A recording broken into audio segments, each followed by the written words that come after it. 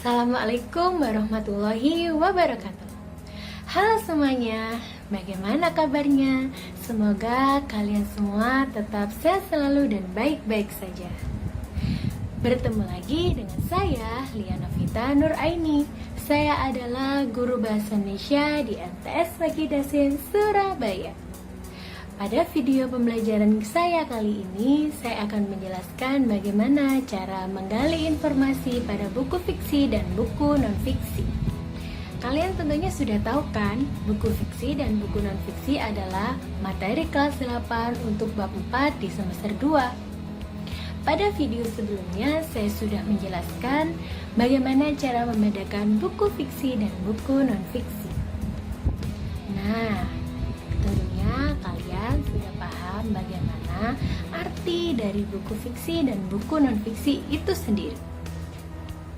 Sebelum kita memasuki video pembelajaran saya kali ini, alangkah baiknya kita berdoa terlebih dahulu supaya ilmu yang kita dapatkan berguna dan bermanfaat untuk kita semuanya.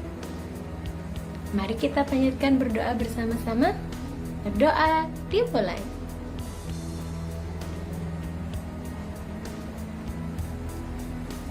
Berdoa selesai.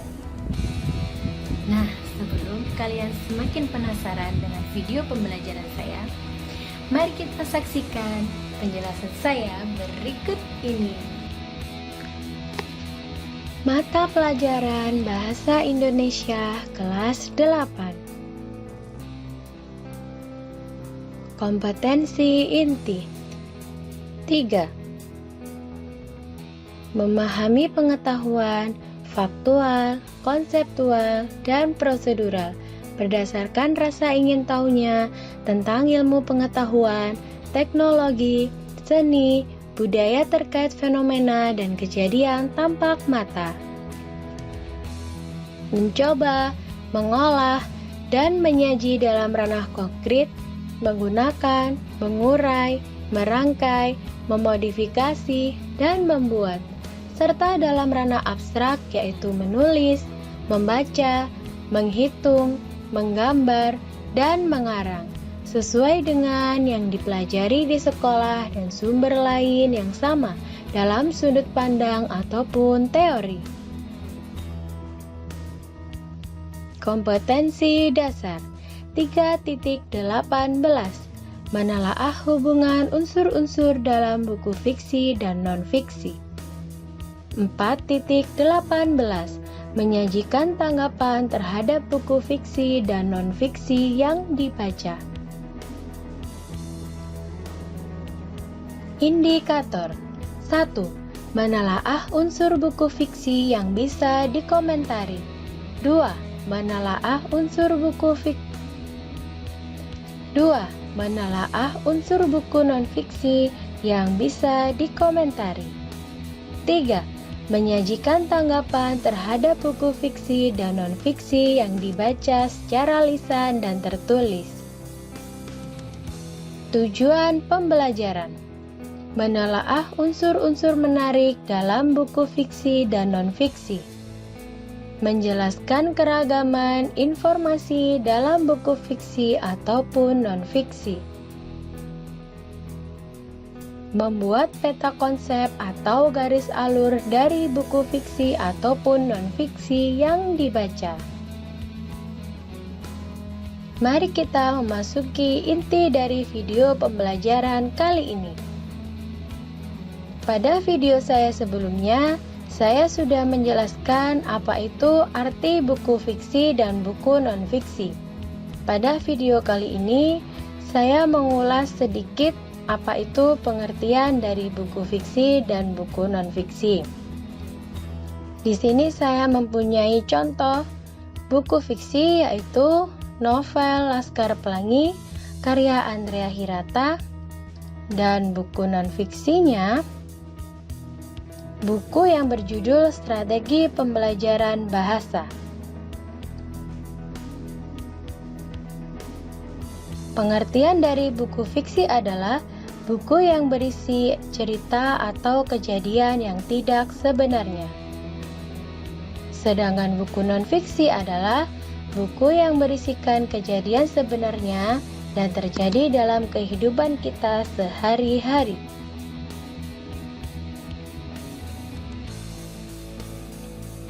Manfaat membaca buku fiksi. 1. Mengembangkan kemampuan verbal. 2. Meningkatkan fokus dan konsentrasi. 3. Mempelajari cara untuk melewati tantangan hidup. 4. Membuat lebih menarik dan pandai.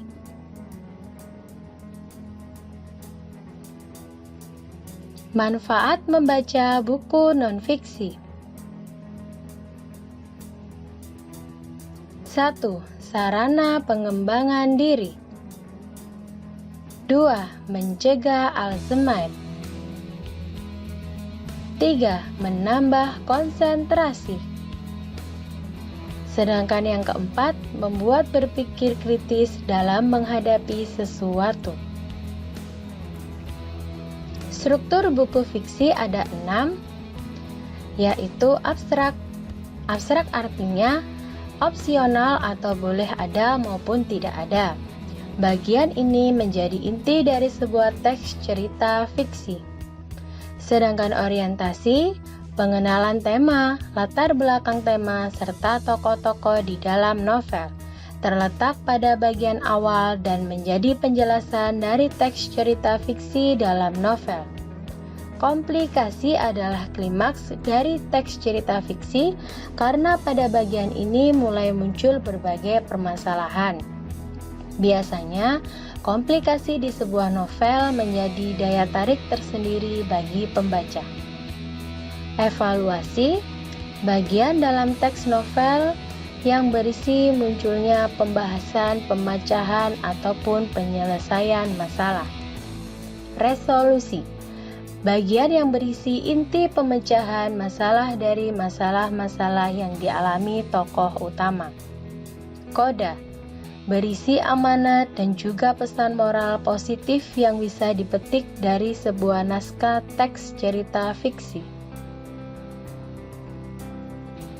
Sedangkan struktur buku non-fiksi hanya ada 3, berbeda dengan struktur buku fiksi yang ada 6.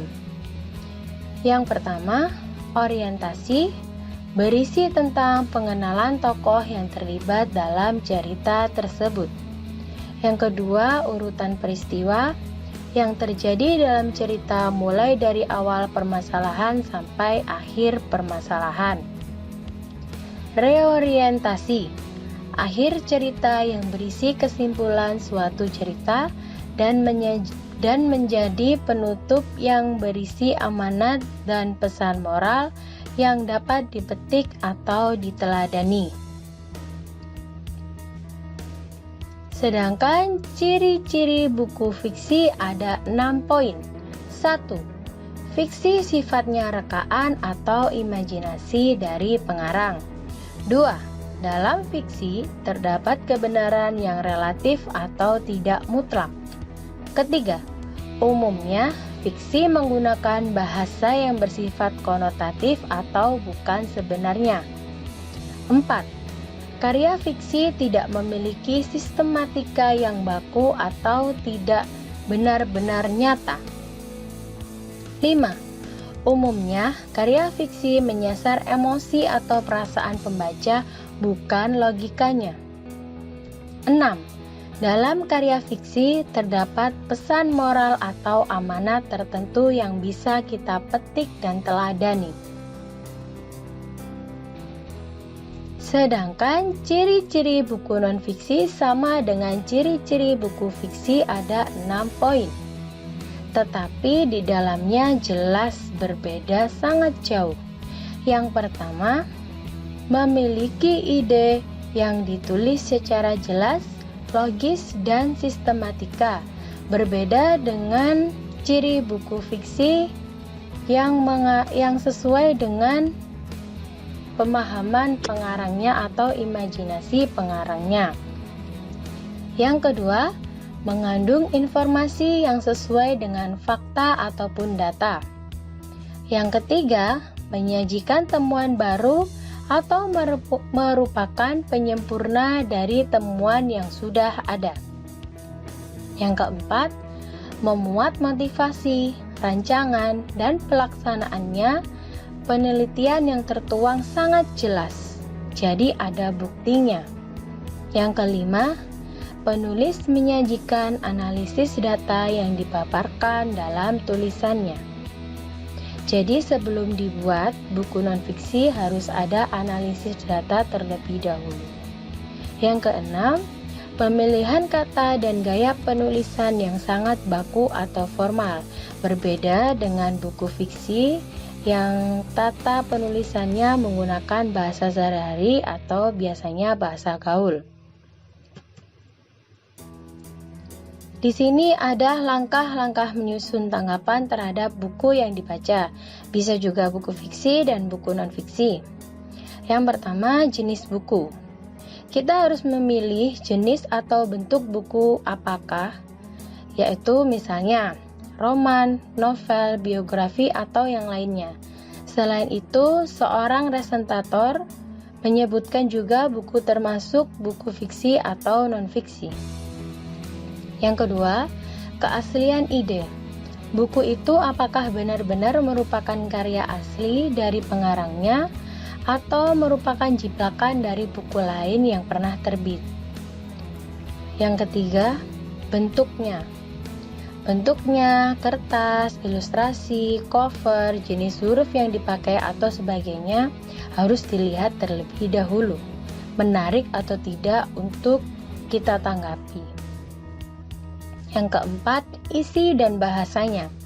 Dilihat dari segi isi, resentator perlu memperhatikan unsur-unsur intrinsiknya, yaitu tentang temanya, alur, perwatakan, sudut pandang, dan lain sebagainya. Lalu yang kelima adalah simpulan. Seorang penulis resensi harus dapat menyimpulkan apakah buku itu baik dan perlu dibaca atau tidak. Hubungan antar unsur buku fiksi ataupun non-fiksi. Mengamati setiap unsur yang terkandung di dalam buku fiksi dan non-fiksi, tentunya kita dapat menyimpulkan bahwa sebagian unsur memiliki kesamaan dan sebagian yang lain berbeda. Unsur yang sama-sama dimiliki baik buku fiksi maupun buku non-fiksi yaitu ada 3 poin. Yang pertama, sampul atau cover, yaitu depan buku, cover depan. Yang kedua, subbab. Subbab adalah inti-inti yang akan dibahas pada buku tersebut. Yang ketiga adalah judul subbab. Sedangkan informasi buku melalui indeks, yaitu indeks buku adalah istilah atau kata penting yang tersusun berdasarkan abjad yang memberikan informasi mengenai nomor halaman, tempat istilah atau kata tersebut ditemukan. Biasanya, indeks buku ditaruh di halaman akhir sebuah buku, berguna mempercepat pencarian istilah yang ada di dalam buku, sehingga tidak perlu memerlukan waktu yang banyak untuk mencari sebuah istilah atau kata penting yang akan dicari dalam buku tersebut. Sedangkan bagian-bagian dari indeks buku ada 4 poin. Yang pertama, indeks nama atau pengarang. Indeks ini merupakan susunan atau kumpulan nama-nama orang dalam sebuah indeks buku. Yang kedua adalah indeks topik atau subjek ataupun bisa disebut istilah. Indeks topik merupakan kumpulan istilah atau subjek yang disusun berdasarkan abjad di mana istilah tersebut berada dalam buku atau bersangkutan dengan isi buku tersebut. Dalam sebuah buku geografi, indeks topik biasanya adalah istilah yang ada kaitannya dalam ilmu geografi. Jadi, dalam sebuah buku bahasa Indonesia, indeks topiknya juga adalah istilah lain yang ada kaitannya dengan ilmu bahasa Indonesia. Yang ketiga, perincian indeks topik. Perincian indeks topik merupakan subjek atau istilah yang ada kaitannya dengan ilmu geografi. Yang keempat, nomor halaman. Nomor halaman merupakan bagian indeks buku yang dituliskan nomor-nomor halaman di mana sebuah menunjukkan letak istilah tersebut. Jadi pada nomor halaman ini, bagian buku indeks itu bertuliskan nomor halaman yang akan kita cari, jadi kata intinya. Ini adalah contoh indeks buku. Di sini ada kata afiksasi 0 195. Berarti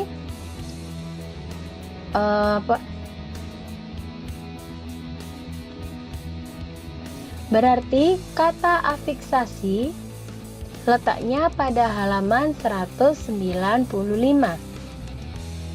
Di sini juga ada kata bahasa daerah 2,22. Berarti kata bahasa daerah terdapat pada halaman 2 dan pada halaman 22.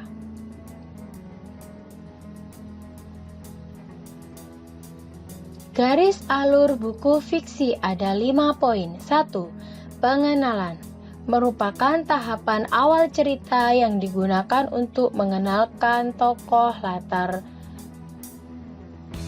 Garis alur buku fiksi ada 5 poin. 1. Pengenalan merupakan tahapan awal cerita yang digunakan untuk mengenalkan tokoh, latar, waktu, dan sebagainya. 2. Pemunculan konflik merupakan tahapan dimunculkan sebuah masalah. 3. Klimaks merupakan tahapan konflik yang akan memuncak pada cerita tersebut. 4. Anti klimaks merupakan tahapan konflik yang menurun. Jadi setelah klimaks, puncak-puncaknya konflik, dan anti klimaks ini konfliknya sudah sedikit menurun. Lalu yang kelima, resolusi merupakan tahapan penyelesaian di mana konflik sudah selesai. Lalu di sini ada langkah-langkah membuat peta pikiran. Ada 7 langkah. Yang pertama, tulislah judul di tengah-tengah kertas dan beri gambar yang sesuai untuk memudahkan mengingat judul tersebut. 2. Buat cabang utama terkait topik. Misalnya, apa definisi? 2. Buat cabang utama terkait topik. Misalnya, apa definisi mind map? Bagaimana otak bekerja? Apa itu kesuksesan? Latihan apa yang biasa dilakukan dan bagaimana aplikasinya? 3.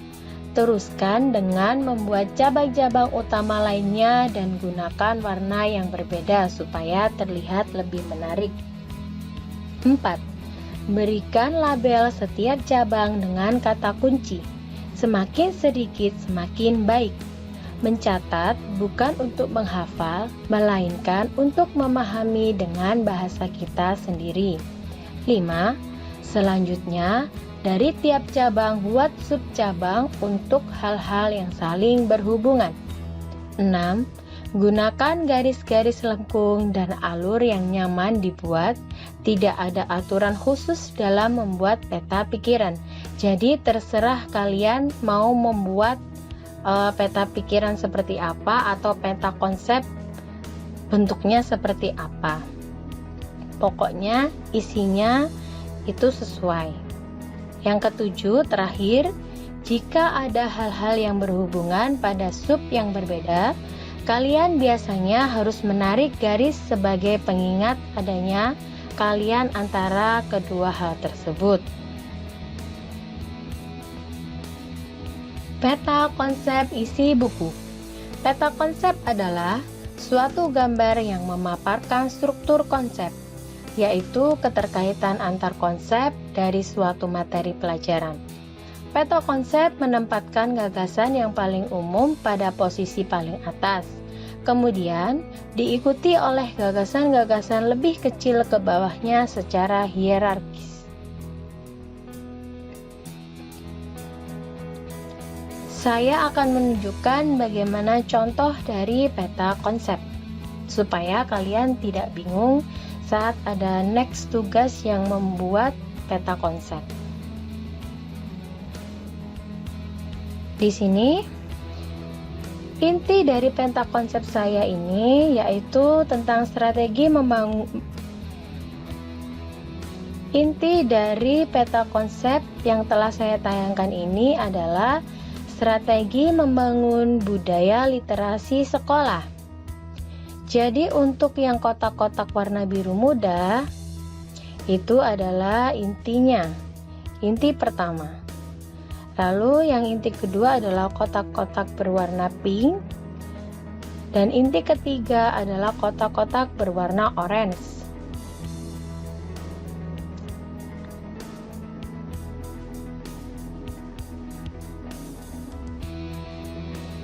Nah, setelah kalian sudah menyimak tentang video pembelajaran saya, maka saya akan memberikan kalian pertanyaan. Ada 2 pertanyaan. Yang pertama, amatilah indeks buku yang kalian baca. Bisa buku fiksi, bisa buku non-fiksi.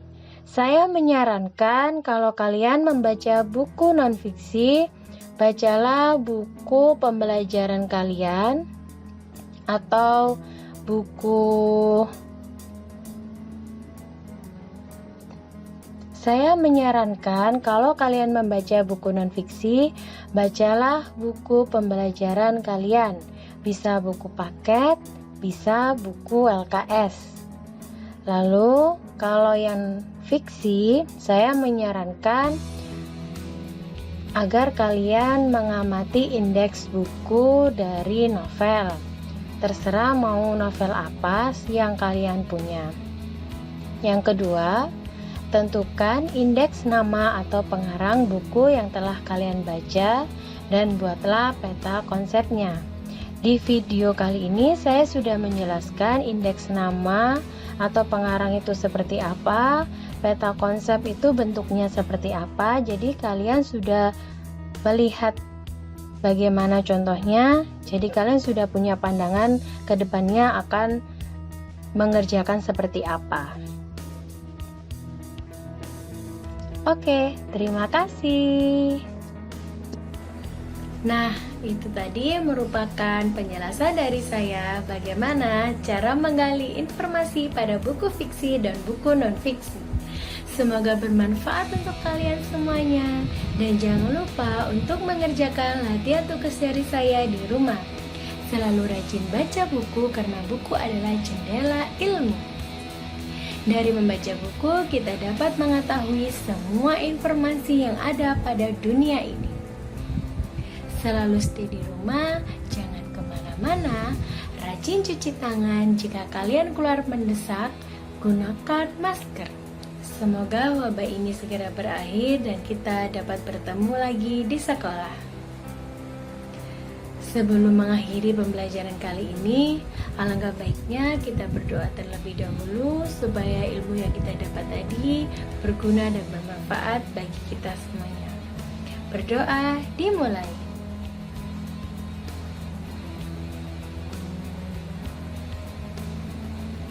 Berdoa selesai.